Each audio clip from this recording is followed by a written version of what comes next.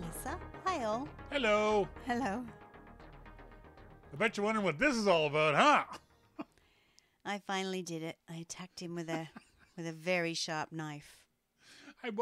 Last couple of days I've had this, Melissa thinks it's a bite of some kind, but I've had this raw, itchy, slightly swollen right eye. So today we went out to get eye drops for it to see if we can't get some relief. And you know what? If you're standing there in the aisle and next to the eye drops is a $4 eye patch, you gotta buy the eye patch. You just gotta. I'll be taking it off soon because it's uncomfortable as hell because it keeps collapsing into my eyelashes and driving me nuts. So whenever I blink, god damn it. I don't actually need it. It does provide a little bit of relief, but not enough to keep wearing it. On the show, excuse me. On the show tonight, as always, we'll talk to our good friend Jim Dalrymple of The Loop at loopinsight.com. We're going to talk about macOS and iOS user interface. A lot has been talking about in the last little while about the different looks that we're going to see in macOS Big Sur and some of the icon changes. It's one of the most obvious things you're going to notice when you install iOS 14 or macOS Big Sur, the visuals of it, how it looks.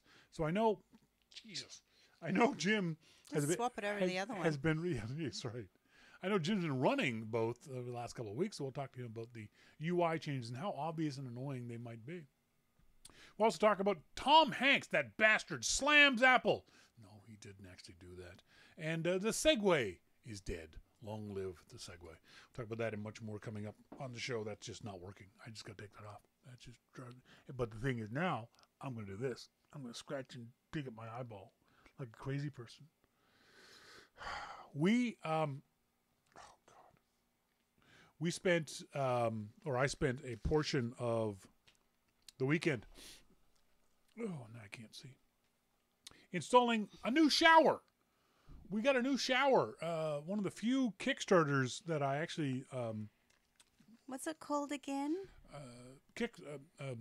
Nebbia by Moen. Nebbia. Nebia. Yes. Nebbia by Moen. I was going to put it in. Oh, there it is. It is a very interesting thing. You watch the videos that they have and they show how easy it is to put together. I'm here to tell you right now, folks, bullshit. God damn it, that thing was a pain in the ass to put together. I don't know if it was our shower. I don't think it was because it's fairly simplistic. Our shower, it's not difficult at all, but it was not as easy as what they say. Plus, they leave out a couple steps. Like in the description, Melissa knows this. So you take your old shower head off, and then you take the base of it and you click it in to the new fittings. But they don't tell you that there's a little button on top of this thing that you're going to push in to get it to click in. That's kind of important. That was a classic moment doing things for Shawn where he's trying to get this plug out. Needle nose pliers. Okay, I'll go get my needle nose pliers from my work toolbox, and here they are. And can you get it? And I said, you need to take it down. And I've got the flashlight from the iPhone. He took it down and we looked at it. And I pressed a button and it went boing. And I think that might have been what hit him in the eye. It just came out like a dream. There was this. So you've got two hoses on the inside of this thing. One goes to the shower head. And the other goes to the optional shower wand that we did, in fact, get. But in nowhere in the instructions they tell you that there's a plug in one of these shower wands. Which there has to be in case you don't get that option. Exactly. If you didn't get the shower wand, but you had two open holes, your water would just come running out. So it makes perfect sense. So I realized there was a plug. So we're in there with the needle nose pliers, just yanking this thing, just trying to get it. So finally I said, fuck it, I truck it off. You flip it over and Melissa just pushes the button. Blink. Thing goes shooting out. I was like, oh, come on. Beautiful, actually. Beautiful Nowhere design. in the instructions did it say, by the way, it didn't. Pop this little thing out. No, which was a little bit negligent of them. So it was very aggravating, very, very frustrating. He is listing horribly.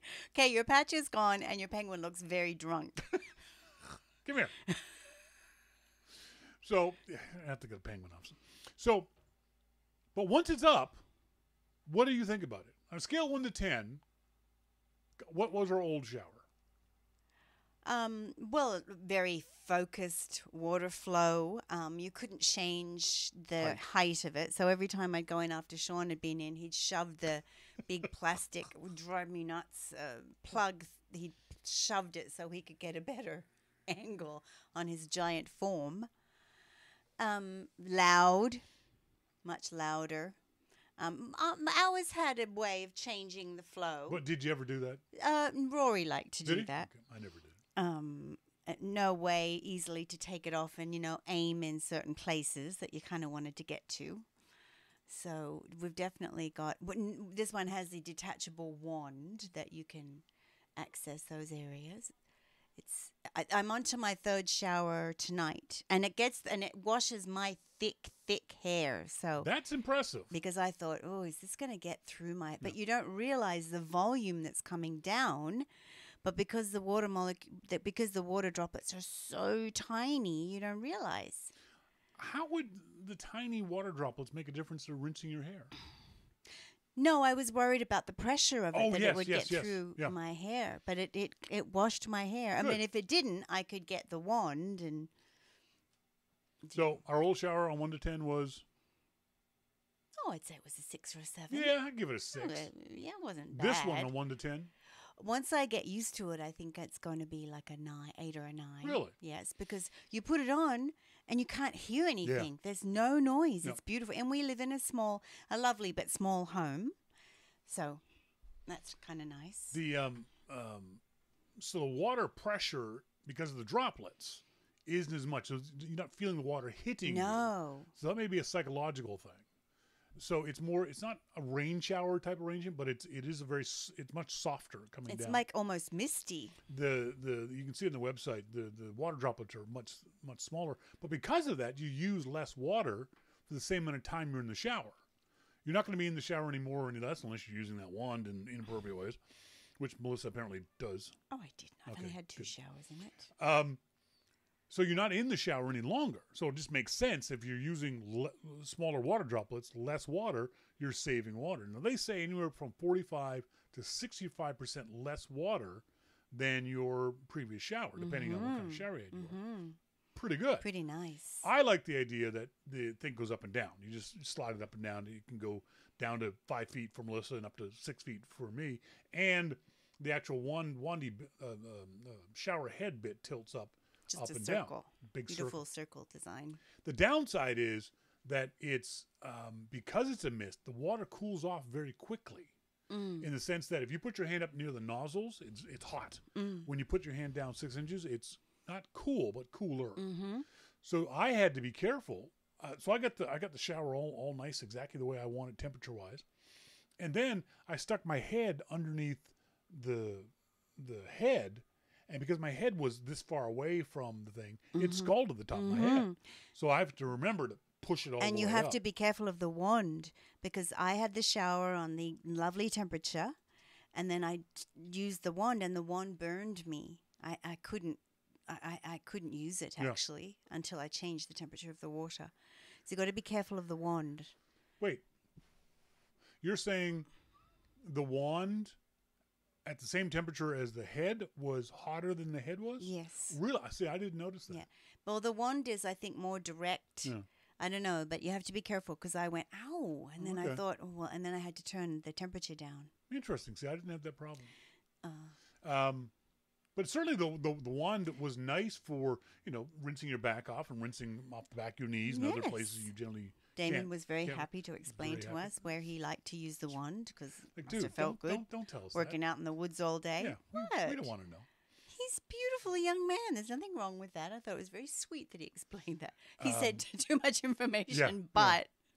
The biggest problem is, because of the design of it, a lot of us have those shower caddies, those things we hang off our old shower wands. It's got soap and the poofies and the shower and the shampoo and conditioner, all that kind of stuff. You can't do that with one of these things because it's just not set up that way. You just literally can't do it. So you're not going to figure out some other place to put the shower caddies down. And the other downside, it's expensive. It is not cheap. But to use that much less water over the time is worth it, I think. If it in fact does work out that way, that we use that much less water, it'll be a huge. Yeah. It'll pay for itself inside 3 years. Yes, exactly. It's the kind of shower that when you move, you take with you. Oh, yes, and we're going to be... actually, I should put the other shower in the shed in a tote or something. And I'm going to be looking at the water usage bill and seeing and letting them know, hey, our bill hasn't changed. Or, if you get a chance, go to the website. It's $199 US for it at Nebia.com, Nebia.com. It's a shower that could change your life. This is the shower that Tim Cook backed. I can see why. It's one of the reasons why I got involved in it. This is the second version of it. The first, I don't like doing Kickstarters for companies who've never done a Kickstarter before because they may not know what the hell they're doing. So if this was the first version, when the first version came out, I went, sounds kind of cool, but I'm not getting involved. And then the second version came out, and because they're backed by Moen, which is a well-known bathroom fixtures company. Moen wouldn't let these guys fail either because it'd be embarrassing for Moen. So because of their previous experience and because of Moen's endorsement, not Tim Cook's endorsement, I felt comfortable recommending that we get this. I generally avoid Kickstarters, but this was a Kickstarter I felt pretty comfortable. And it's beautiful to just one finger will slide it up and down like it's very sharp and modern kind of in its design. They don't. It doesn't have.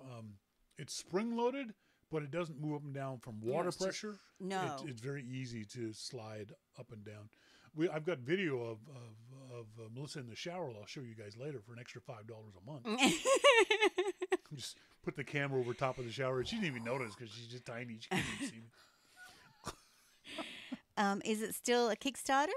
No, it's now officially. You can't. Get that. So it's on the market. Yeah, it's on the market now. Again. Nebia, Nebia.com. It's the black one looks nice. They didn't have that one. With a rounded wand.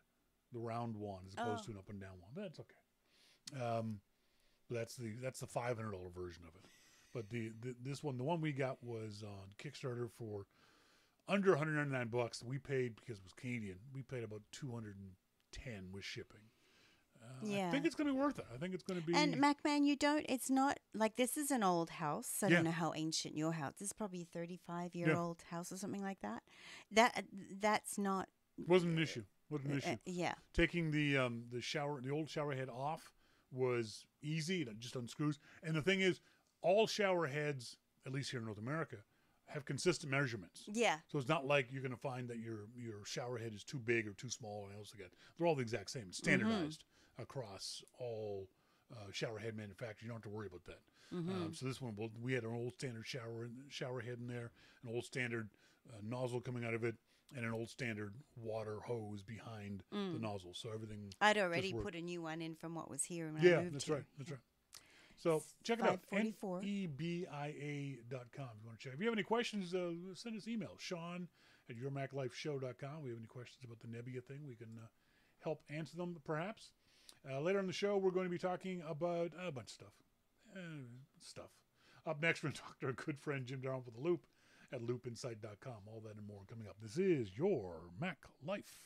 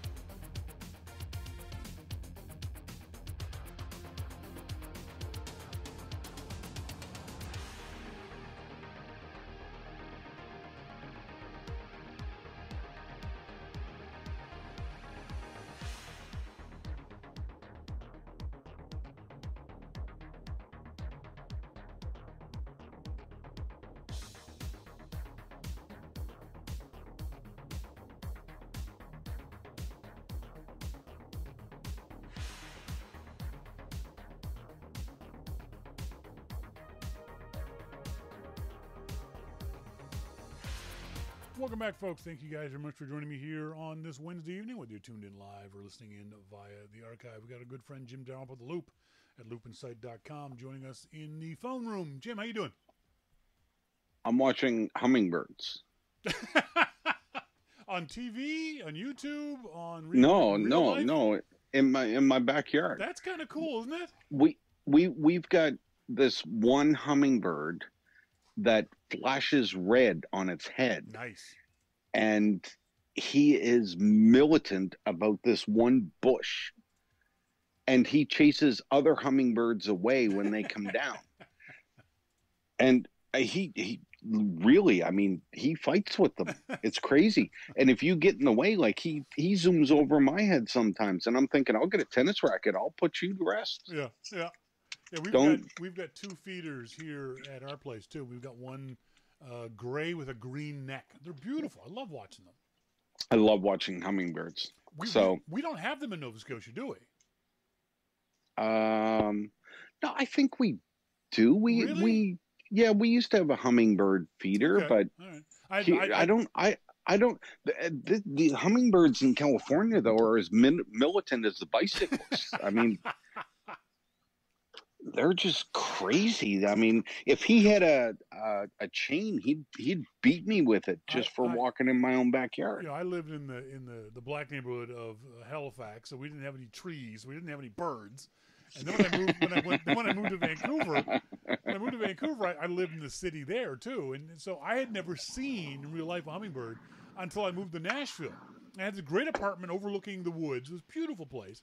I'm sitting there my very first day in my new apartment, my new city. This is kind of cool. I'm in America. I'm in Tennessee, the South. This is just mind-boggling. I'm having a cigar. I got a beer in one hand. I'm sitting on my deck, and I hear this sound behind me over my left shoulder. And I start to turn my head, and I see the biggest wasp I've ever seen in my life. I about shit myself, thinking they got some big-ass wasps in this town. And it was a hummingbird. Yeah. I thought the wasp was a hummingbird. The hummingbird was a wasp. I was like, ah! Yeah, this guy. I mean, during the show, I may walk over to the bush just to see what he does. Yeah. But yeah, he's crazy. And it turns out slow-mo on your iPhone, even at using the telephoto lens, the 2x lens, you get a fairly decent picture. I was surprised. I was sitting out in our deck and saw one at our hummingbird feed, and I just turned the video on slow-mo, and it came out to be pretty nice. I might post it a little bit later. Folks can see what I'm talking about. But yeah, the video was pretty good. I was surprised. Excellent. You've been running macOS 11 Big Sur and iOS 14 on your devices for a couple weeks, haven't you? Yes, I have. One of the things that everyone's going to notice right off the beginning is the user interface, the visuals of it. And there was Dave posted on The Loop a couple of days ago, a visual comparison of macOS Catalina and Big Sur. Are the visual changes, going to be jarring to people? Are they going to be noticeable? Tell us what your experience is looking at Big Sur. Okay, so yes and no. The changes will definitely be noticeable, but they won't be jarring because you're going to see all of the things in the same places that you would normally see everything. Yeah. It's not like they mixed everything up, so all of a sudden you're in there going, what the hell is going on? Everything is there, but it's more refined. Yeah. It's got these design elements that macOS just didn't have before. So, yeah, as soon as you install, you're going to notice a big difference. One of the things I see a lot of... Sorry, go ahead. No, but you won't be jarred by it. One of the things I see a lot of people complaining about is the icons. I think this is just nerds circle jerking each other, talking about, oh, these icons don't look 3D or do look 3D or whatever it might be. Are they even noticeable to you? Yeah, the icons are noticeable. I mean, there are some inconsistencies, but you know what? I don't give a shit. Yeah. You could put a dancing dog on the icon, as long as the app runs well and the operating system runs well. I'm good with it. I mean, we talked before about some of the inconsistencies with, some icons have shadows and some don't. And there's all these things that are going on. And, for whatever reason they did it. Yeah. And, will it change? Who knows? I don't know. And as far as icons go, I really don't care. There are going to be designers and, maybe developers that will look at that and say, well, this doesn't look good. It's inconsistent. Yeah, but does it work? Yeah. I mean, but I remember MacOS 7 and 8 and 9. Yeah. They were dog shit. Yeah. And Aqua. I mean, those things would barely run. Yeah. So am I worried about an icon? No. Well, I worry about it if only from the point of view of we're so visual, and especially especially as we get older, some of these icon changes may disrupt your workflow. I'm looking right now at a visual of system preferences, and the previous version in Catalina and before, for example, the top of it was very obviously separated from the bottom section of it. Here in Catalina, it looks like they kind of bleed into each other. That there is in Catalina or Big Sur. Sorry, in Big Sur, and so there's no visual definition between the title bar, the Finder bar, and the rest of the thing. Now, I'm sure I'll get used to it, but initially, you don't want to feel frustrated using your computer trying to find stuff that was there before. Now, see, I don't think that you'll have that problem. Yeah. I don't think it's that extreme. I think that you are going to find different elements in there that are a bit different, blended, whatever, but it's still not that different. Yeah. So you're going to open it up and look at it and say, oh, this is different. Oh, here we go. Everything is still there. Yeah. Everything is still the same. Now, if they came out and all of a sudden it was more like Windows and, things were in different places they were, they were giving you pop-ups for all the viruses that you were getting, then, I could see how that would be jarring. But this is going to be more like, oh, that's different. Yeah. Okay, well, I know what to do here. It's still the same, but that's how I think. Folks, you want to see more about this, like I said, Dave, Mark, a link to this on The Loop at loopinsight.com. It's also at andrewdenty.com. You want to see a very long and very detailed listing of how things are different in Big Sur and Catalina and previous, and see what you think.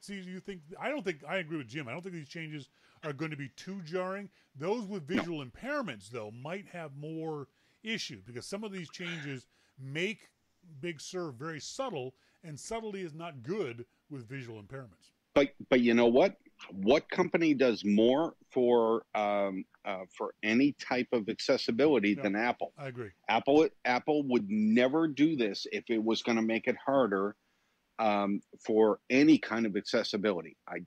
That accessibility and privacy, I defer to Apple because I do not think that they would do anything to make any of those things harder. The other aspect about this is the complaints about the icons themselves, how they're not consistent throughout the UI. I get that. It seems kind of odd that after a year, 2 years of working on it, that in the first developer preview, we're still seeing icons that haven't been brought up to Big Sur speed. But I think that's going to change by the time it gets to the public release later in this year, late September. Well, it could. Maybe it won't. I mean, I said a show or two ago that, I thought that would change, but who knows? Yeah. I mean, graphics are, please, God, I don't want to hear from graphics people, but graphics are probably to change. They're working on the functionality of the OS, and let's say that, they just kind of stuck these graphics in. I'm sorry, graphics people, but what if they just stuck these graphics in, these icons, and they are going to change them all to be consistent? Yeah. Are they consistent now? Not really. Yeah. But again, and I suppose with Apple, people do worry about this stuff, but ultimately, am I worried about icons that may not be consistent? No, I'm worried about the system crashing. Yeah. Which, macOS, even Catalina and Mojave, like it or not, those were pretty stable. Yeah. And macOS has been stable for years.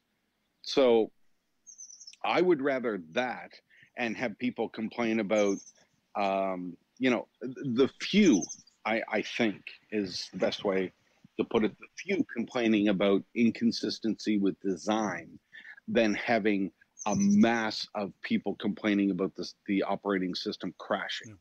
For me, I think the important thing is that the icons don't change so much that you don't recognize them.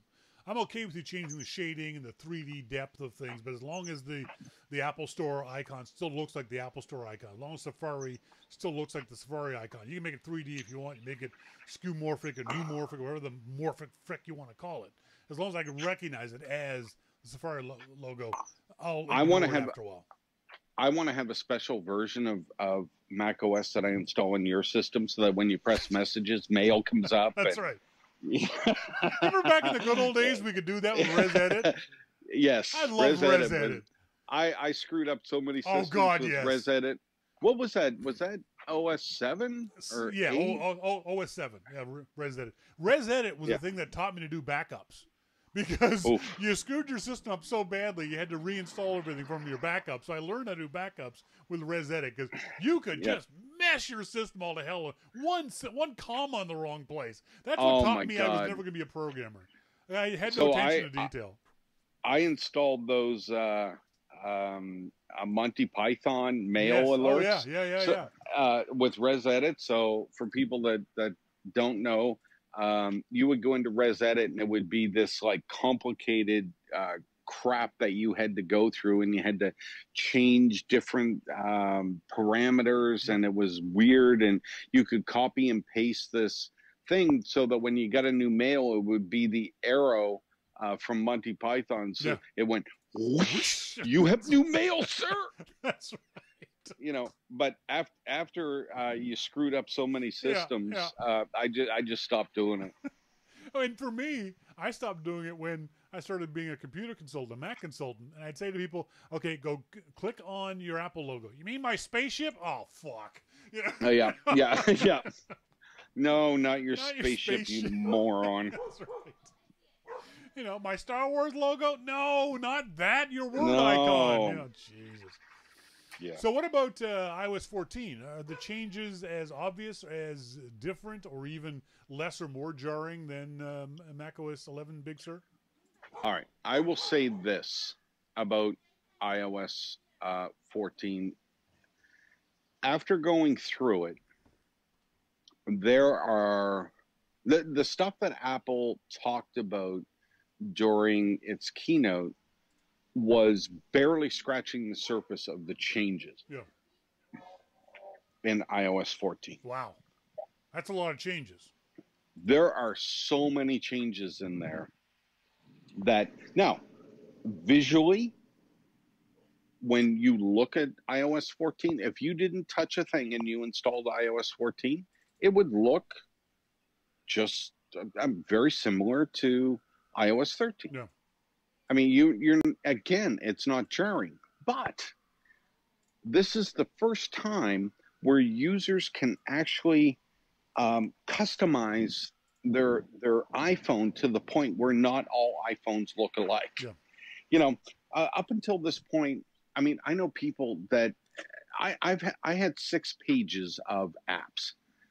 A lot of them I didn't use, but some of them I did need, and I would never scroll through looking for an app. Oh, God, no. Because I would just search and find it. One of the first things that I did after the widgets was do the app library and only have one page of apps. It's my home screen. The next screen is the app library. And it's brilliant. I love it. Yeah. Absolutely love it. Now, the first thing I did was widgets. I put a smart stack on my home screen, and it has, podcast music, weather, appointments, what else? News is there. Yep. And it learns from your how you work, and it says, hey, first thing in the morning, you seem to want Apple News. Yeah. Yes, I do. And I click on, I don't have to go to the widgets page anymore. I just go to that, and it will come up and say, hey, you have an appointment in a half an hour with that Dick Shawn King, because you should start drinking now. You should start pre-gaming. Yeah. It knows at certain times of the day when you open up your iPhone screen, and with iOS 14, I have the big widget at the very top of my screen, and it says, basically it says, hey, during this time of day, you're normally listening to a podcast. Yeah. Here's your latest podcast. Just, resume playing this one. Yeah. Or so it learns from your habits. Like later tonight, when I was finishing writing a story, and actually about iOS 14, finishing writing that, and I opened up my iPhone, and the widget that was up there was music, and it said, basically what it's saying is that, hey, normally at 4 o'clock or 4:30, you like to listen to some music. Here are some music choices for you. So it will start to know, because the first thing I do when I wake up in the morning is open Apple News. Yeah. Just to see what I missed. Sure.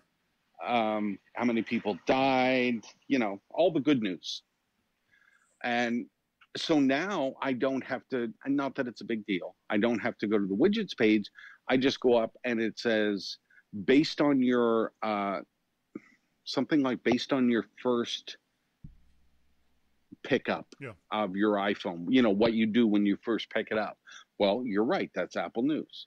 And then I scroll through the headlines and see what's new and all of that. So it does learn. And I like that. How discoverable? How discoverable is all this for the average user? I mean, we're steeped in this stuff. We read the websites and we read Apple's page and that kind of stuff. How much of this stuff do you think the average user is going to find that works for them? How to set everything into one window, one library? How to do what you just described? Is that easy to find out? So all you have to do on the page is press and hold. So if you go to a page and you press and hold, it will start shaking all of the icons, and there's a plus button at the top. And when you press the plus button, you can add a smart stack. You can add individual widgets if you want. If you just want your activity widget, or if you want a weather widget, you can add individual ones. But I chose a smart stack. A smart stack is built right in. Okay. You don't have to pre-build it or do anything before you put it on your homepage. You can just do it. So yeah, I mean, people are going to have to learn that you can, you just press and hold, and that is also how you get rid of your pages. So you go in and it will show you, like for me, all 6 pages that I have of apps, and I get rid of all 5 of them right away. Yeah. So I only have my home screen, and every other app is in the app library. Now here's the cool thing. So it has Siri Suggestions. It has apps that you recently installed, and then it has apps categorized by group. The apps that you use the most have large icons in the folder, And the folders are bigger than the folders that you're used to with iOS. Okay. So they have large icons. Well, you can just tap that icon and that app will open. So if you have an app that you really don't want on the home screen, but you use maybe once a day, you can just leave it in the app library. It'll be a large icon because you do use it, and you can just tap it. Now, if there's an app that you only need once a week, you can just use the search in app library and search for that app and open it up, and you're done.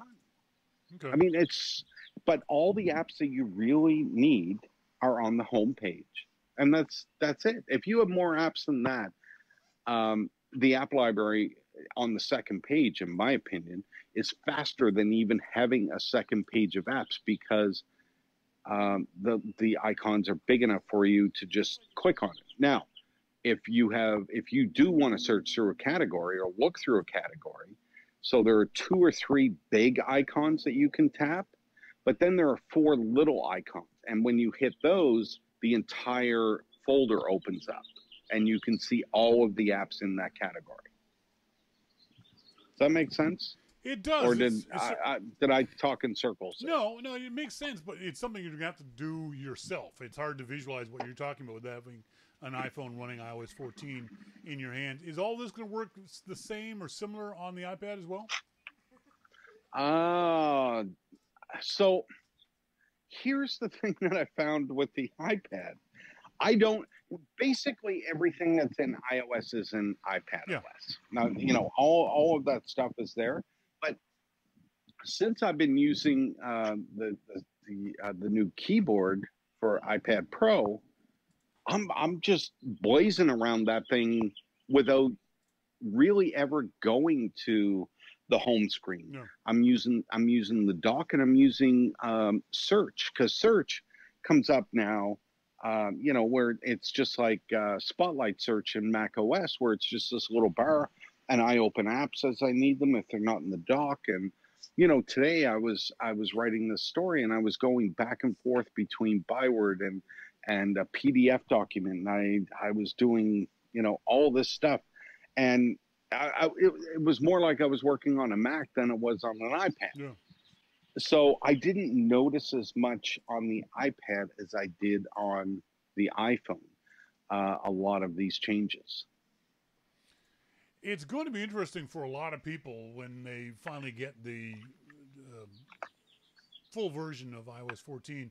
It doesn't sound like while it'd be different for people, I don't think there's going to be giant panics of people going, where's my kind of thing. No. I always use my wife as an example of this stuff, and as long as she's comfortable using it, I'm sure the vast majority of other people are going to be as well, because she's not a techie. She's smart, but she's not a techie, and doesn't need to drill down to find a lot of these things. I have to show her some of the ins and outs of some stuff that's not easily discoverable, but I think for the most part, the average user is going to have no problem with Big Sur and iOS 14. No. Like I said, if you don't touch anything in iOS 14, it's going to work better, but it's not going to be one of these things where it finishes installing and you say, "Oh my God, I don't know what to do anymore." Yeah. It's not that at all. It'll be the same. You'll be totally good. But once you start, I think, for me, once I added the smart widget across the entire top of the screen, and once I got rid of all the pages, it was so much more efficient to me to do things that it doesn't make sense to have 100 folders and 10 pages of apps. And oh God, yes. One of my friends is I don't think he's ever deleted an app in his life. And it just drives me nuts. Even before iOS 14, it drove me nuts, because he has folders with apps, and he's got, oh my God, it's just, I mean, it's pretty indicative of his life, to be honest, but it's horrifying to see his phone. I don't know how he does it. You mentioned something, and I've forgotten how to segue into it, so I'm not going to. But okay, there's a lot of talk that because of these changes, Apple is merging macOS and iOS. There's going to be some commonality, no doubt about it. You're going to be able to run iPad and iPhone apps or iOS apps on your Macintosh. We all know that. I sent you this graphic. What? We are?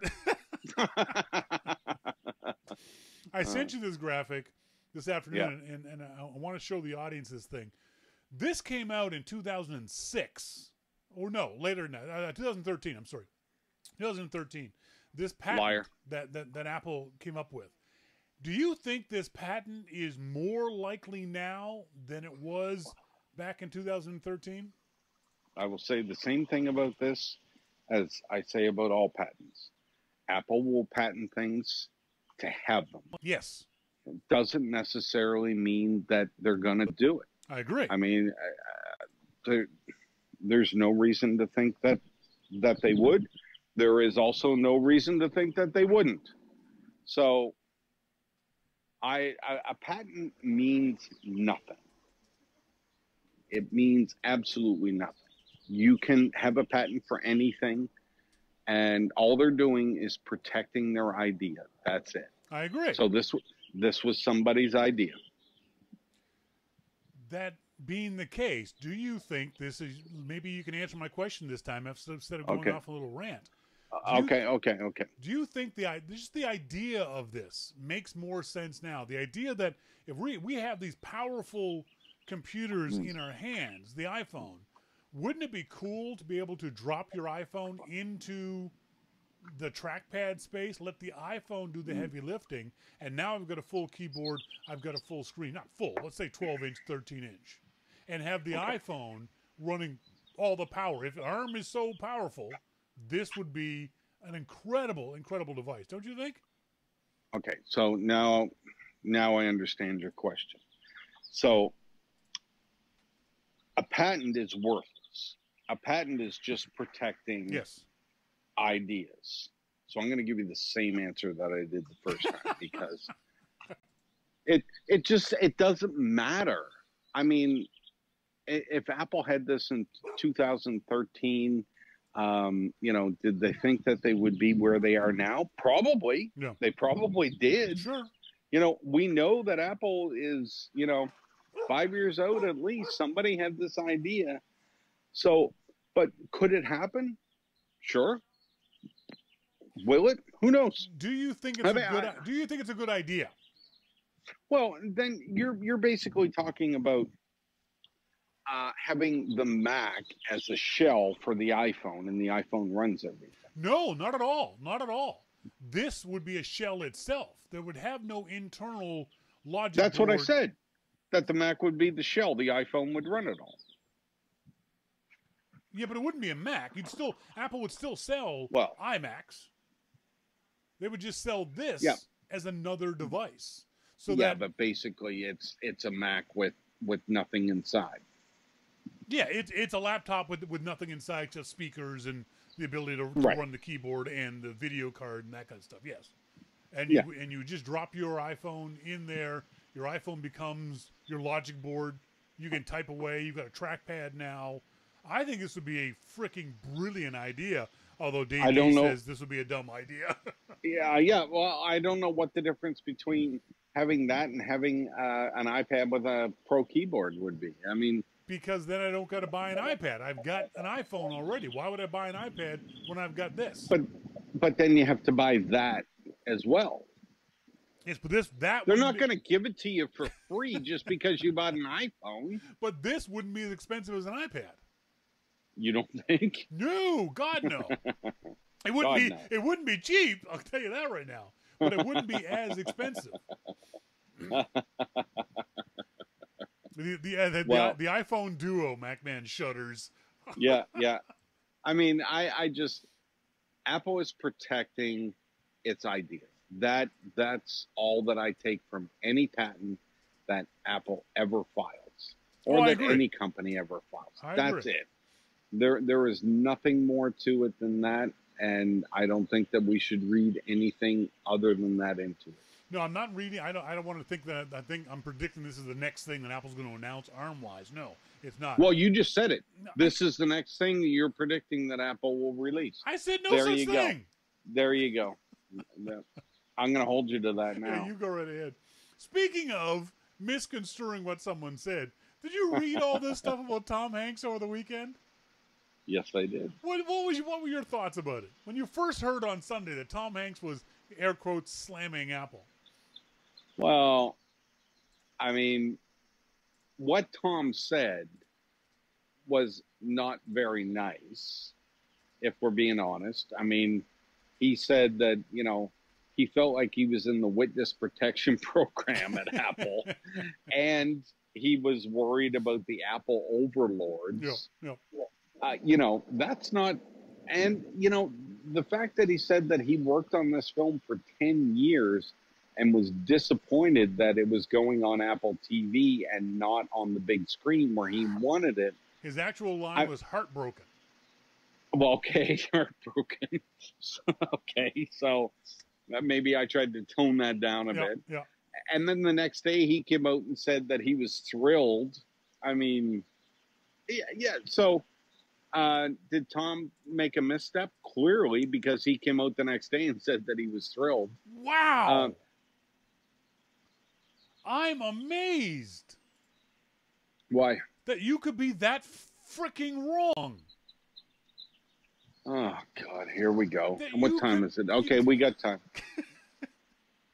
If anyone knows anything about Tom Hanks, they know he kids in these interviews. He does not take them seriously. If you've seen any interviews with him, he's always joking. He's always having fun.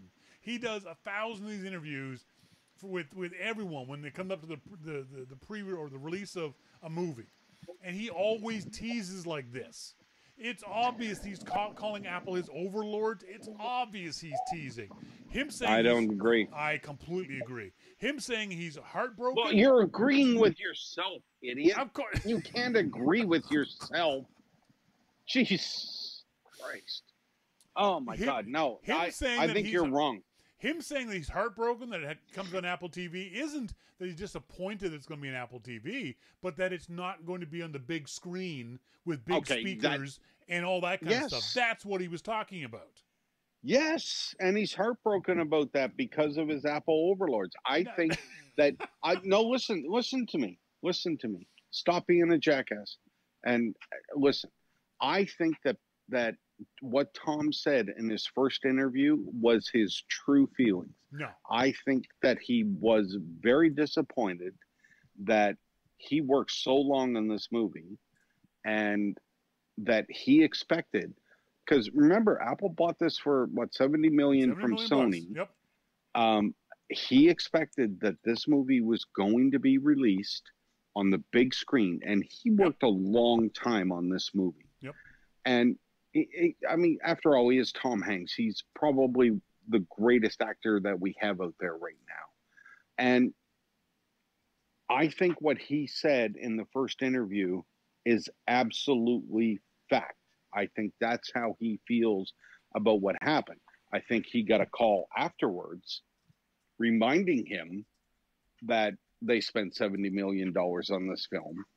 No. And he didn't necessarily back off of all of his comments, but he said that he was happy that the film was going to be released in these times and, you know, stuff like that. So I don't think he was joking. If I were Tom Hanks and I expected Sony Pictures to release this film in theaters, and it's something that I had worked on for so long, I would be kind of, you know, my first reaction would be like, God damn. Oh, agree. Really? Absolutely agree. Absolutely agree with that. I don't think that he was joking at all. I think that he was dead serious. It's going to reach less of an audience on Apple TV. The millions of people won't see it on Apple TV. So I get that, and people will not see it the way Tom Hanks wanted it seen, which is who's Tom Hill? Sorry, with the big scope of and I'm agreeing with him. This is the kind of movie I would go to a theater to see. Not now, not during a frickin' pandemic, but normally, yes, this is a movie I'd be center row watching this thing because it deserves to be on a massive screen with a massive sound system. It is not going to be as good, at least on my home theater system. I don't know about yours, but certainly it's not going to be as good on mine. So I completely understand when he says he's heartbroken because of this. But him saying his Apple overlords, come on, he's obviously teasing about that. Because Apple doesn't control him on this. He sold the movie. Well, Apple controls everything about this, including what Tom Hanks says. No, they do not. Yes, they absolutely Apple can push do. Tom Hanks around? I think that Apple paid $70 million for this film, and Tom Hanks, everybody has to at some point, how do you fall in line and make sure that this movie is as successful as it can be. Tom still wants this movie to be successful. So, yeah, you don't think that Tom got a call that night saying, hey, what the hell? Not at all. Don't think, not for a second. Absolutely he did. No. Yeah. Guarantee it. What I found funny was watching the Mac media, and apparently Jim Dalrymple climb all up in Tom's butt because of what was obviously... I didn't climb up in his butt. You are now. You're doing it now. No, I am not. All I'm saying is that, I said that Tom said what he believed. I don't fault him for that. But what I'm saying is that Tom got a call. And the next day, Tom said, hey, I'm very happy with Apple TV. And I can't wait for this movie to come out on Apple TV. Oh, my God. That's the worst Tom Hanks impression ever. That's as good as it gets. That's the only impression you're getting today. Because I watched Cookie Monster and Swedish Chef all day yesterday. Yeah, I heard. I saw that on Twitter, yeah. So is this a movie you want to see? Yes, absolutely. I loved Tom Hanks. Oh, yes, absolutely. I mean, he's fun to watch no matter what he does. But the subject matter of this is, I don't know about you, Jim and I both come from a town called Halifax, Nova Scotia, which hopefully features in the movie because it was the staging ground for all of these convoys that you hear going over to Britain in the Battle of the Atlantic. All those ships that you see in those convoys, of any picture, left Halifax. All those sailors, all that supplies, all those munitions came out of our little small 500,000 person small town. So hopefully the Halifax features at least a little bit in this movie. But even if it didn't, it's a fascinating story. I've been steeped in this, again, because I'm from Halifax all my life. We've heard these stories of these amazing convoys that were miles and miles long. There's a picture in the Halifax Maritime Museum of the Atlantic where they showed an aerial shot. Halifax Harbor is like a spoon. It's got a long, narrow section that opens up into a big bowl called Bedford Basin. And there's pictures. Sorry? The house that I lived in Bedford was on the hill overlooking Bedford Basin. And just so that people know, what you described as the spoon and the narrow section that comes down and opens up, that section is actually called the Narrows. The Narrows, that's right, yeah. And the pictures show almost literally side by side, filling the entire basin. This is 4 miles across and probably 5 miles deep of these ships, waiting for the military ships to come and escort them. It was an incredible thing. And they lost a lot of ships. It's going to be a very good movie. Oh, yeah. It's going to be great. Speaking of movies on Apple TV, did you watch The Banker? I have not watched The Banker yet. It's on my list. Yeah. You should watch it. I'd love to hear what you think of it. Okay. Now, I don't want to say anything else. I don't want to. I've obviously prejudged it, but did I already tell you about Catastrophe? In general? No, not my life. I was going to say. No, remember you told me about Breeders? I watched Breeders. Yes. And then there's another show called Catastrophe on Amazon. Just as hilarious as Breeders. Yeah. I'm on season 3 now. Yeah. Just starting season 3, and it's hilarious. If you have Amazon Prime, Catastrophe, it's a very funny show set in Britain with an American and an Irish woman who have a one-night stand. They get pregnant, then they get married. So they did everything backwards, and now they're trying to figure out how to be married without even knowing anything about them. Yeah. My God! No, don't tell me anything else because that's all I. The secondary characters are just as funny. You know the secondary characters are hilarious. Yeah. I love seeing what's that guy with the beard. Oh, I know the guy you mean. I don't know his name. Not him, not her brother, but the husband of the other guy. Friend. Yeah. That all of a sudden decided he wanted to have sex with a female with a penis. That's right. it's an R-rated show. Let me tell you that right now. But if you have Amazon Prime, watch Catastrophe. I was laughing my ass off at that show. Speaking of catastrophes, I love this. This is the Segway show. Okay, BMW is at it again. So we saw at WWDC, BMW is going to be the first ones that they're going to have the car key CarPlay thing. Which is kind of cool. I don't know. Yep. Yeah, but it's kind of cool. But last week, BMW pissed away all that goodwill by announcing that your next BMW might only have heated seats for 3 months. Right. They're going to do a subscription service for heated seats. Yep. And what else? Heated seats, and there were a few other things that, you buy this car, you have heated seats, you have, what else was there, Shawn? Are you ready for this? Adaptive cruise control. High beams, automatic high beams, and other more discreet options like heated seats. Are you shitting me, BMW? Yeah. Are you really this stupid? Yeah. I mean, the cheapest BMW is, I'm going to guess, $45,000. You're going to try to squeeze another, $19.95 a month out of people for heated seats? Yep. Oh, my God. That's just the most insane thing I've ever heard. They are just, well, remember, what was it, last year or the year before, that they were going to charge you for Apple Music, even though you pay for Apple Music and you pay for the car. No. They were charging you for CarPlay. For the whole thing. Yeah.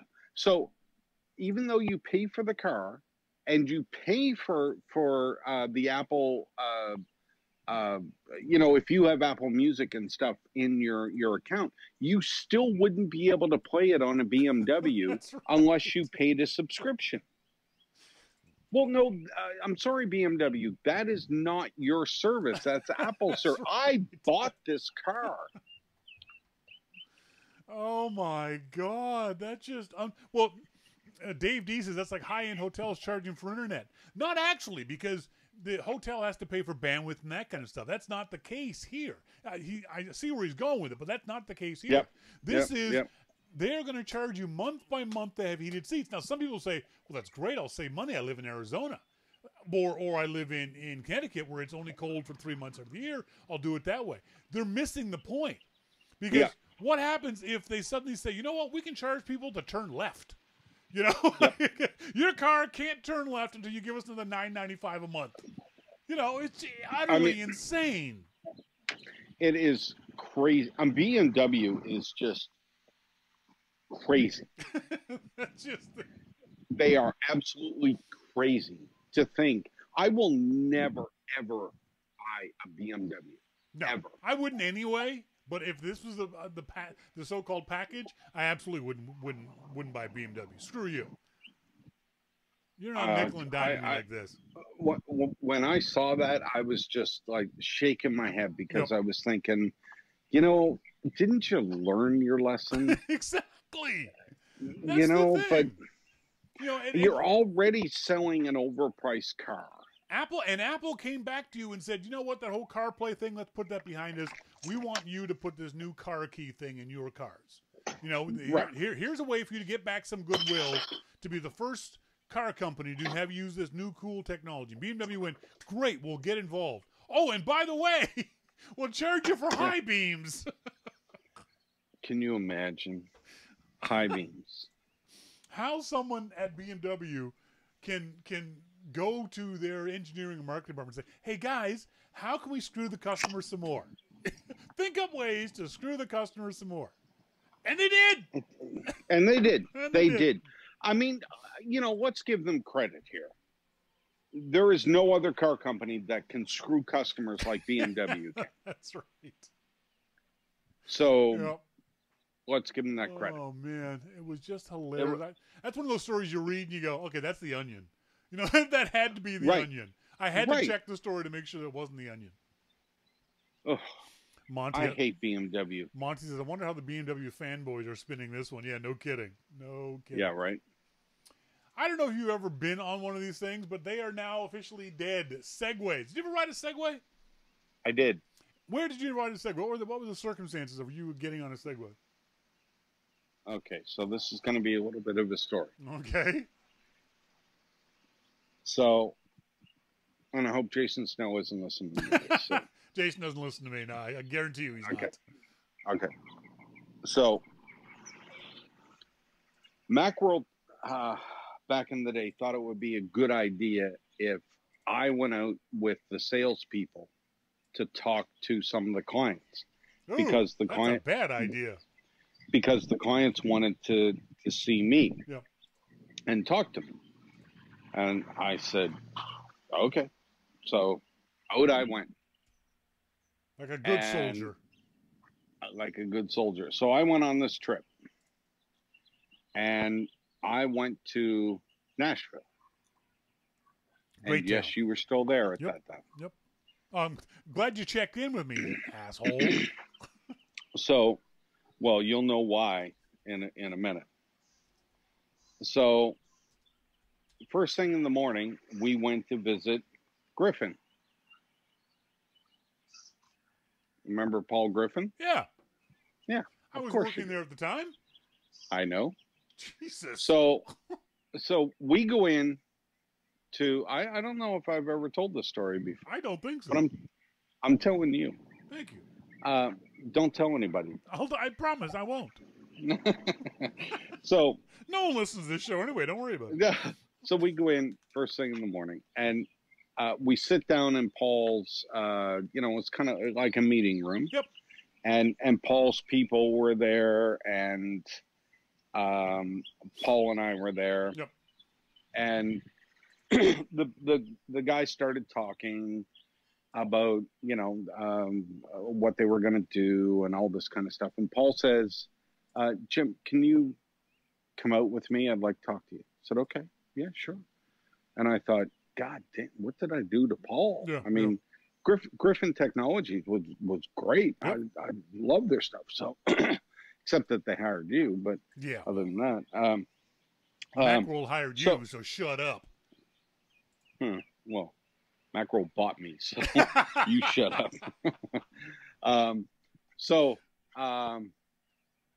So we go out and we go to the kitchen, and he had stocked the fridge with Heineken. Yep. Because he knew I was coming. Of course. So we start drinking. And the people are still in the room. We're outside. Paul, as you probably know, had this hacked Segway that would go like 35 miles an hour.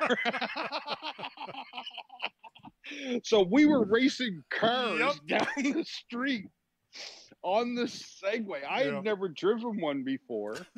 And he had a key on it where you could, I think all Segways had a key where you could, turn it a bit faster, but he had it all souped up and hacked out. And so, we're racing cars down the street, and, we were half pounded by like 11 in the morning. So yes, I did drive a Segway with Paul. And yes, he did have a fridge full of Heineken. Jason, thank you very much for sending me on that trip. That's right, yeah. Was that your only Heineken experience? Sorry, your only Segway experience? That is not my only Heineken experience, actually. Do you want to hear another? Your Heineken experience is nonstop. It's only been one. It's just been constant. That is my only Segway experience, and it was hilarious. They were very interesting vehicles, weren't they? Well, they were. I mean, I've only ridden one sober. If you look at there are tours around the world that you take a Segway tour through a city, and you do all of this stuff. Now, after you get used to kind of like the leaning forward, leaning back, it's not that difficult. Nope, it's not. But apparently, you know, that didn't work out so well. I've taken Segway tours in New York, San Antonio, Rome, London, Paris. And I'm surprised you didn't get shot in San Antonio. Well, as tall as I was on top of that Segway, yeah, no kidding. You cannot help but look like a dork on a Segway. All right, there's no way. George Clooney looks like a dork on a Segway. It doesn't matter who you are. Well, to be clear, they make you wear helmets, so exactly. you look like total dork. Little bike helmet. I'm like 7 feet tall on the top of this helmet with my top of this Segway with my little bike helmet. But they were so much fun, and we used just the tourist ones. They couldn't go very fast. No. But it really did feel like the thing was reading your mind. With just the slightest little body weight movement forward, it went forward. It stopped when you just brought your body weight back, went backwards. You could spin it around in circles. You could pirouette people. It was a very cool device. Or you could race cars in Nashville. Or you could see how far you could jump one in Nashville, too, because we did that, too. We built ramps in Nashville. Oh. The militant hummingbird is back. He's swooping overhead. Sorry. We built ramps in the warehouse in Nashville and see how far we could jump these damn things. So, yeah, at 35 miles an hour. There was a lot of good old boys going, hey, Bubba, watch this!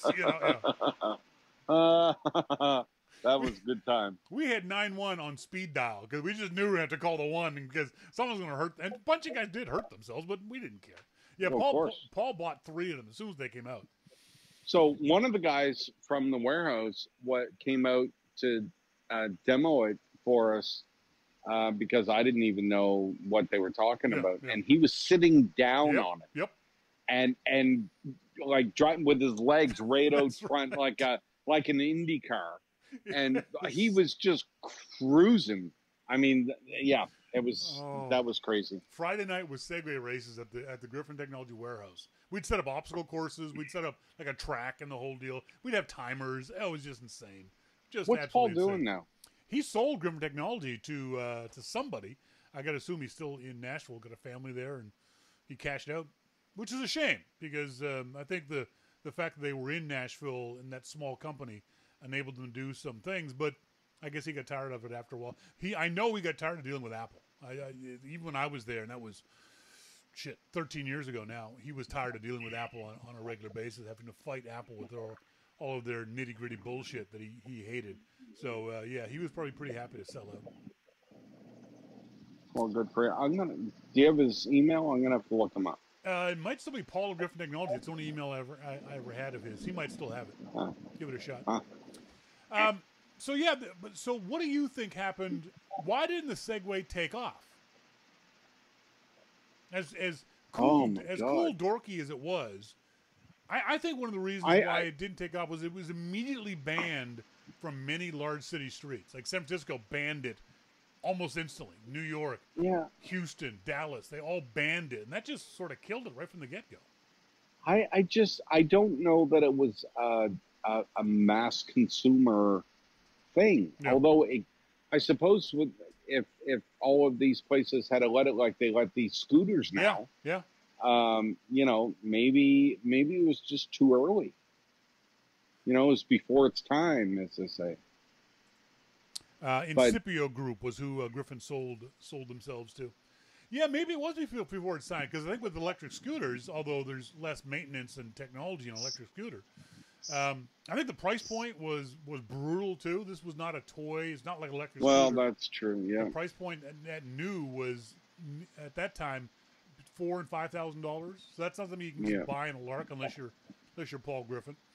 I think the idea is really cool. And until you rode one, you really didn't understand how cool it was to be able to maneuver on these things very quickly, very elegantly.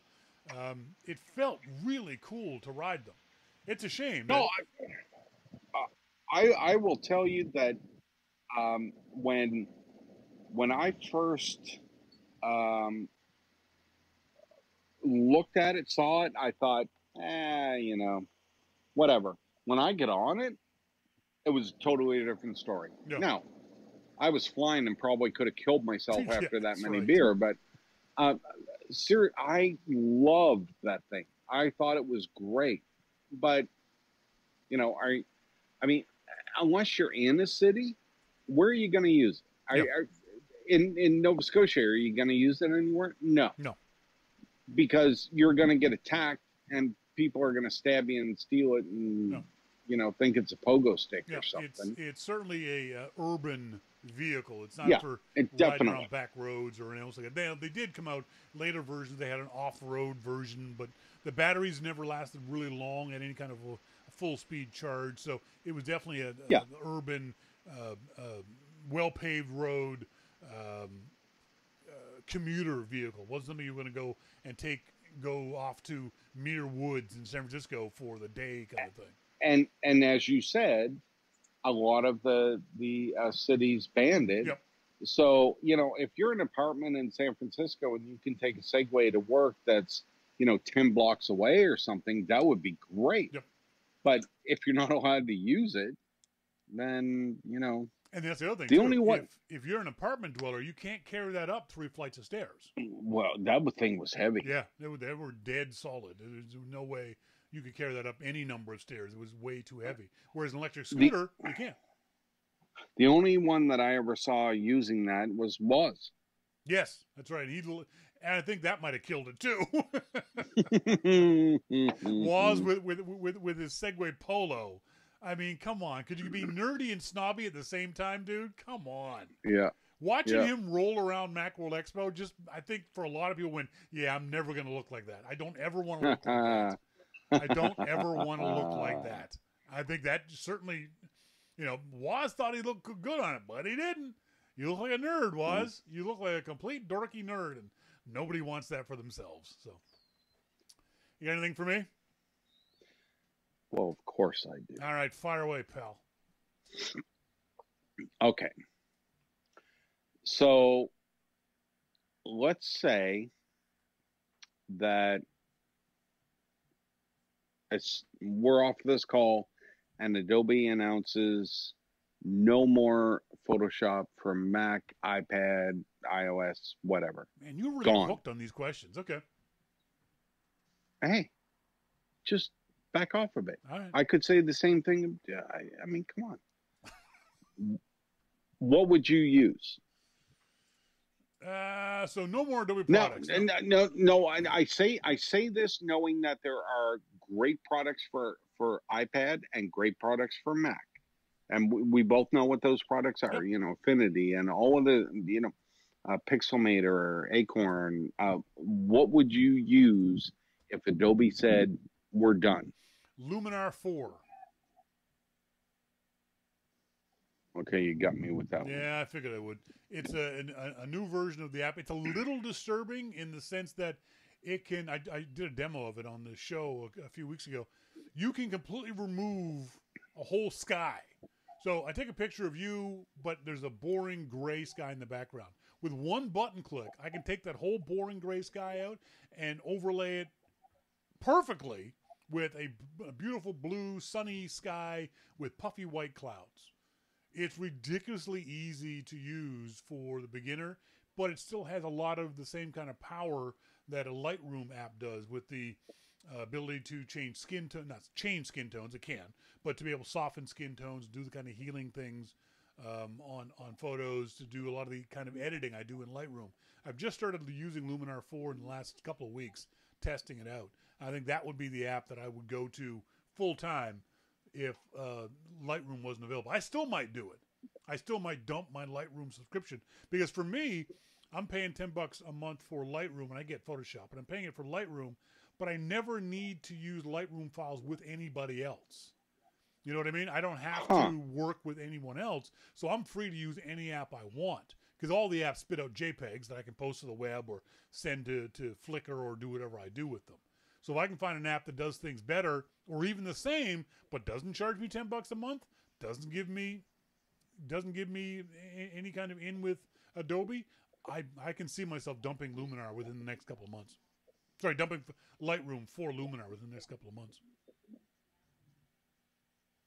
So if it's that good, why wouldn't you dump it now? Because I still have to check it. I still have to go through what kind of file sizes does it make. I need to make comparisons of file sizes. Does it work with raw images the same way that Lightroom does? Does its catalog stand up over weeks and months of me using it, opening, closing, opening, closing? You don't want your catalog to get corrupted. Can I do backups? Can I do my same workflow in Lightroom, in Luminaire, that I can in Lightroom? And that takes time to test that all out to make sure it still works the same. So is Luminaire Mac or iOS? It's Mac. No, it's no. I wouldn't. I'm just. It's a good question. I'm just thinking now. Is it available on the? Sounds like an app that would be available on iPad. It does, yeah. But like I said, I don't have an iPad that can run this kind of stuff, and I would only use it with a pencil, so I don't have either. I'm just checking now, waiting for my slow internet speed to. Skylum is the company name. SKYLUM is the name of the company, and it is a Mac and PC. I'm just trying to see if it has a iOS version. Doesn't look like it has an iOS version. No, it does not. Huh.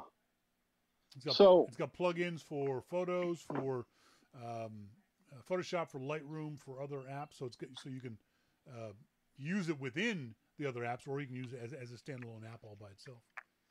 But see, I don't understand why you would be so high on an app and not already be testing it for what needs to be tested. Because it's Luminaire 4, which just came out recently, which couldn't do the things that Luminaire 4 can do.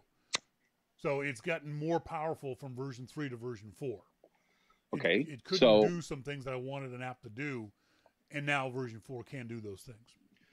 Okay, so let's forget about the Adobe thing. Yep. Let's say that you took the next 2 months and tested this, and it stood up yes. to what you wanted. Adobe still has these apps. Would you switch? Yes. Okay, well then do it. I have no problem telling Adobe to go stuff themselves, because that's a company that has gotten arrogant, that has screwed users, I agree. That's done all the things that Quark did back in the day, and I left Quark pretty quick too. So yeah, I can see myself, if for no other reason than to save the $10. You know, so, $10 a month is a lot of money with what you pay me.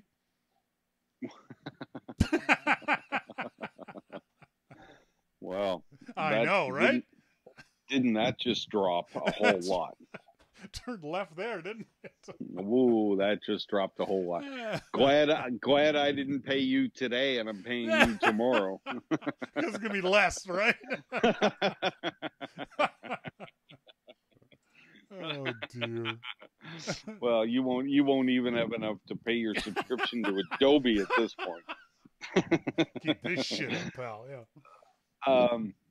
So what about the apps like Acorn and Pixelmator? I mean, they do the same type of thing, right? They're more graphics apps, more drawing apps. They do photo stuff.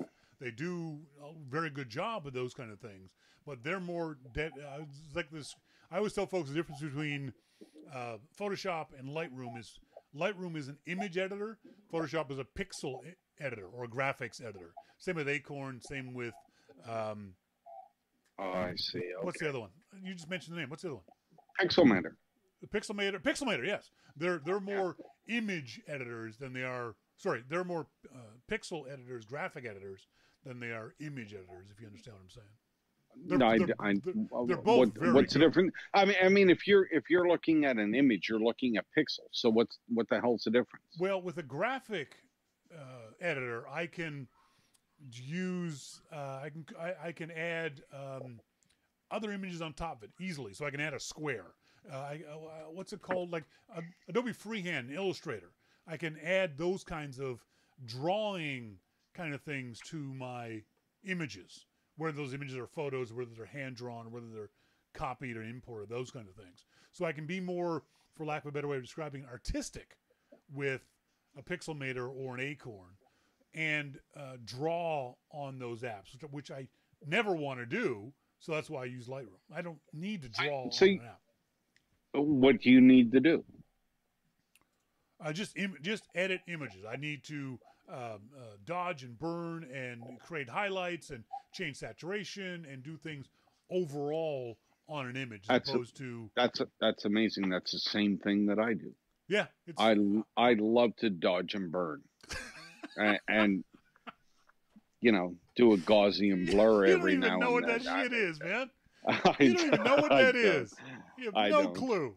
I don't have a clue. I can't even make it up and sound good. But I will tell you, go look at the demo of Luminaire 4, especially the sky replacement thing. It'll blow your mind how easy it is. It's also kind of disturbing because photographers will wait for days and hours and weeks for just the right sky over just the right image.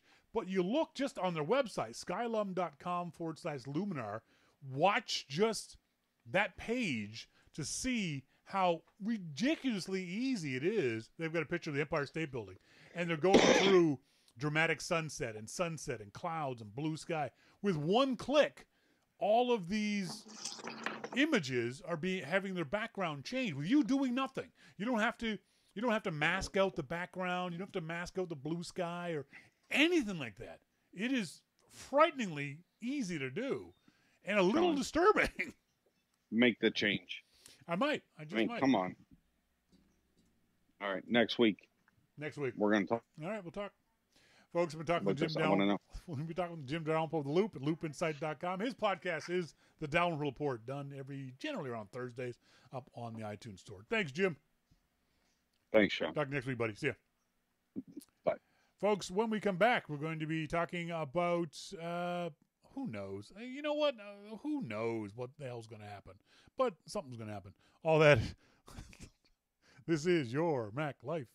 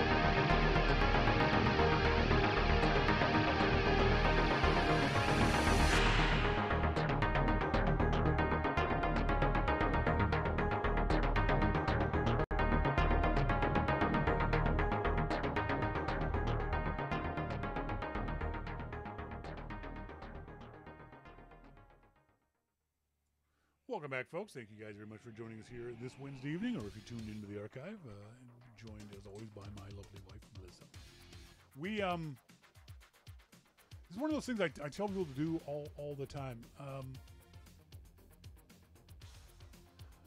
Would you describe me as frugal? I describe you as frugal, but you do like to spend money. Those are two completely diametrically opposed statements. It's true, though. How can you be frugal but like to spend money? Frugal is not spending $4 on an eye patch. Even though it's No. only $4. No, that's not frugal. Well, that's not frugal. Yeah, okay. Yes, that's not frugal, I meant. It's like my ex-husband always said, you'll nickel and dime yourself to death. And it's true. You buy these little things. It's just a little bit. Yet you're always looking for a deal and you won't buy anything that's not a deal. Yes. I think you are right. I would not disagree with you on that statement. But I also like to I always describe it as getting value for money. Yes, but what will happen, for example, with the eye patch now is it will just sit on the shelf and gather dust, and then eventually in a few weeks I'll throw it out. So that's $4 going. Whew. But no, I'll use it for Halloween. Because, like I said, it felt okay on... Music. Oh, thank you. I thought I turned the music down. Anyway. Yeah, I like finding deals. And so we found a deal today, and I'm passing this along to you guys so you can do this as well. There's a website called Travel Zoo, and it sends me deals on hotels and restaurants in Vancouver and other trips. So Melissa and I want to plan a nice little away time in the big city. We can do that next weekend. Keeping our distance. From each other. From each other. Okay, you do your thing. I do mine. I think okay. that's right. There's lots for you to do here, Shawn. Meet you on the ferry on the way home. Yeah. So Travel Deal had this deal for the Sheraton website, downtown Vancouver, which is expensive as shit. Sheraton's rack rate for the room that we got is $250 a night. And I'm not paying that for a hotel. Never, ever, ever, ever. So they had a deal for $160 a night, including parking. By the way, parking at this hotel, $50 a night. Fuck you. That's just ridiculous. $50 a night. So it would have been another $100 on top of that for hotels. For parking. For parking. Yeah, and I wouldn't have done it. No, neither would I. No goddamn way. So this deal, $160 a night, still expensive, but it's a very, very nice hotel, and parking's included. So there's the deal. I checked it out. I went all the way through the process, but did not hit buy. I then called the hotel. Always, especially with hotels, especially with hotel deals. And the thing is, don't talk to the international reservation people. Like if they have a 1-800 number for the hotel, don't talk to that one. Talk to the hotel's reservation clerk, the one who's in the hotel. Because that person can get their name. Get their name. My guy, Peter. My guy's name's Peter. Get their name. Talk to the person in the hotel. So, and I said to Peter, hey, Peter, I just saw this deal on Travel Zoo. Can you match the deal? $160 a night. He said, well, our rate's this. I said, I understand that, but can you match the deal? Now, the thing you got to know about hotels is that every staff member involved in booking people in and front desk and reservations knows this fact. Every empty room in a hotel loses the hotel money. Depending on the hotel, about $50.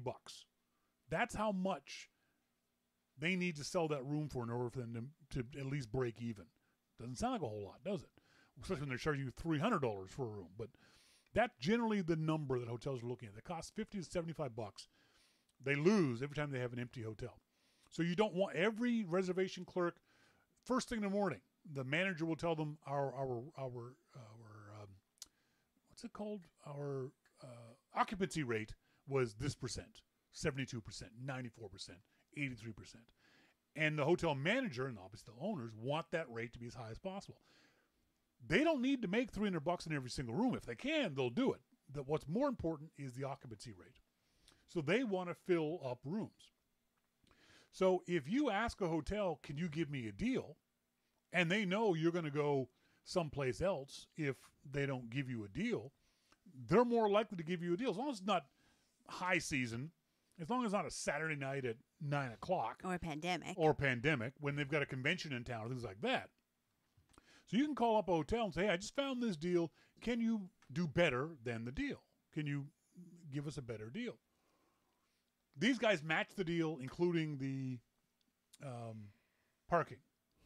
So rather than give all the money to Travel Zoo, we gave the money to the Sheraton. Now, yes, the Sheraton's a multinational corporation. It's probably going to the same place anyway. But the point I'm trying to get across is always call the hotel. Once you've got a deal that you found online somewhere, call the hotel. Because even though the hotel says on the website, best rate available, obviously it's not the best rate available. Talk to the hotel staff, talk to people in the hotel, and ask them, can you match this rate? Because quite often, especially because we're going in on a Sunday night, Monday night, dead at hotels. All the business people have left on Friday. All the tourists have left on Sunday. So especially those kind of days, Sunday night, Monday night, Tuesday, Wednesday night. What are you going to do to try and get us a better deal? Then the other thing is either say it on the phone or say it to the front desk staff. And you do it this way. If you do it for the front desk staff, this is what you do. You don't have your significant other come to you at the check-in place. You have them stand off to the side. And you say to the front desk person, hi, this is a surprise for my wife. And you tell your significant other to look around in awe. Just in like amazement. Like a little country bumpkin, yeah. This is a surprise for them. This is our anniversary or her birthday or just finished chemo, whatever you got to say. Oh, my goodness. I know. Don't say that. That's terrible. Anniversary is the best one. I told these guys that this is the anniversary of our first date. It wasn't. It was back in July 4th. Is there something you can do for us a little special? So they'll either give you a better room, a higher room, a better view, bigger beds, maybe a jacuzzi tub, or $50 off a dinner in the hotel or something. They'll quite often do that. Tip that person $20. If they do so, have that $20 in your hand. Let them see it. Be subtle about it. So have it just sticking out of your hand, because they have the power to make those decisions, especially in the evenings. Yes, when they're thinking, oh, we have so many empty rooms and the That's honeymoon right. suite is empty. You've got your day manager who leaves at 5, and then usually that person in the front desk is either the assistant manager or the night manager, and they can make these kinds of deals. It's easy to do. And all they can do is say, no, sorry, we can't. You go, okay. And you either walk to a different hotel or you take the room rate that they're offering you, whatever it might be. If you're willing to make the deal, if you're willing to talk your way into the deal, I guarantee. I worked in the worst hotel in Banff, Alberta, Canada. Literally the worst, according to Yelp. It had the worst ratings at all, and yet we still made deals all the time. We still have people coming in all the time asking for deals and like, you want a deal here? Sure. We want you, because we want you to come in. Because our hotel was the first one when you came into town. So if you were really tired, you didn't do a Yelp review. They came in and, look, if you're going to go travel to town, I'll give you $20 off if you stay in this shitty hotel. Dump. Yes. So always try to make those kind of deals. And what happens if they give you the deal? Do you come over to me and I go, oh my, you'll have to fill me in on what my role is in this. Just you don't have to do anything. Or perhaps you'll just say, I'm going to keep it a secret until I get her to the room. It's like when we were in Australia and the hotel had unfortunately put us, the four of us, Melissa, I, and the two boys, in a room right over the nightclub. Yes, it's so noisy. And by 7 o'clock, we're kind of tired. 8 o'clock, we're tired. But so I went down to the front desk. When's this going to stop? Oh, the party's over at 9 o'clock. 11 o'clock, the party's still going on. So I went downstairs, talked to the night manager, and said, this is not acceptable. We are not going to be able to get any sleep. I've got 2 cranky young boys here and a cranky wife. You weren't, but I said that.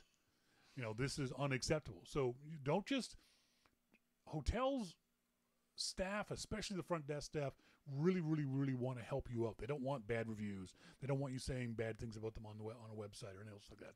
They will do whatever they can. And they'll often say, what can we do for you? Mm-hmm. So have something in mind, too. Because what they want is for you to ask them for something that's a lot lower than they're willing to give. They might give you a free night. But if you say, how about $20 off the room rate? They go, thanks. You saved us a whole bunch of money. So you can say to them, what about a free room rate? Well, we can't do that, and they'll come back. And they didn't do that for us, but they gave us tickets to boat ride for all 4 of us, boat rides and the bus rides too. The hop on buses. It was about $100, which was fun. Yeah, it was fun. Dave D, what will it take to get you in this car today? Exactly. That's right. It feels like that, doesn't it? Yeah. It absolutely feels like that. But I'm quite happy to leave all that up to Shawn. I like doing it. I think it's fun, and I encourage you. Like, what deal are we gonna get? The most fun, the funniest time I ever did this was when I was moving from Portland to Calgary, and my good friend, I can't remember his name now. No, I'm kidding. Maurice Chevalier. Yeah, I was going to say Maurice. Maurice, sweetheart of a guy, drove a rental truck down from Calgary to Portland. We stuffed everything I belonged. Sorry, somebody's taking your penguin. Everything I owned into the U-Haul. We drove to, I think it was Bozeman, Montana, where we are going to stay overnight. And in little small towns and in on the side of the road kind of places, $100 is the most I'm going to pay for a hotel room. That's just obscene. Anything more than that. So I walked up to the front desk, and the front desk girl, she was 18, 19 years old. I said, "Do you have any rooms for the night?" She said, "Yes, we do." I said, "Well, I need 2 rooms, one for my friend, one for myself. But we're not going to pay over $100 a night for the room." I said, "That's the most I can pay. Can you give me a deal?" And she looked at me and said, "Sir, our rooms are $60 a night." And I was just like, "Oh shit, okay." She could have said, "Oh, okay, sir, I'll give you the $100 a night rate, but just because you're a nice guy, I'm pocketed $40, $80 for the 2 rooms." But she didn't. This was the hotel where first time I ever saw, if you signed up for the hotels, and this was like a Motel 6. It wasn't anything fancy. It wasn't a Hilton. Don't leave your penguins laying around. Oh, it's got drool on it. He just ran. Oh, I had to run around and chase him. He's so cute. I saw you running around chasing stuff. I got to sew up the other one that's... Anyway. So if you signed up for the hotel's loyalty program, I mean, who's loyal to Quality Inn? I mean, come on. They would, if you signed up right there, they'd give you 5 Android phones. So the girl said, "Would you like to sign up for a loyalty program? I can give you 5. She had behind her, like stacked to the ceiling, fell off the back of a truck. Boxes of Android phones from Samsung or whoever. I was like, "Yeah, no, thank you." She's like, "Are you sure?" Because they get poor thing. They get extra perks depending on how many of these things they sell. I was like, "No, I've got an iPhone." I was like, "Yeah, so do I." You know, it was so sad. 5 free Android phones. Ridiculous. Folks, that's it for tonight's show. I want to say thanks, as always, to our good friend Jim Dalrymple of The Loop at loopinsight.com for joining us here each and every Wednesday evening, but it is part of his parole. I want to say thanks to you guys for being tuned in either live or listening to the archive. As always, if you have any emails, send us emails to Shawn at yourmaclifeshow.com. Until next week, as always. Jesus. You could use them as alarm clocks. That's right, yeah. Door stoppers. Oh, my goodness. Oh, dear. As always, I've been Shawn King. I'm Melissa King. And you've been listening to Your Mac Life. See ya. Bye.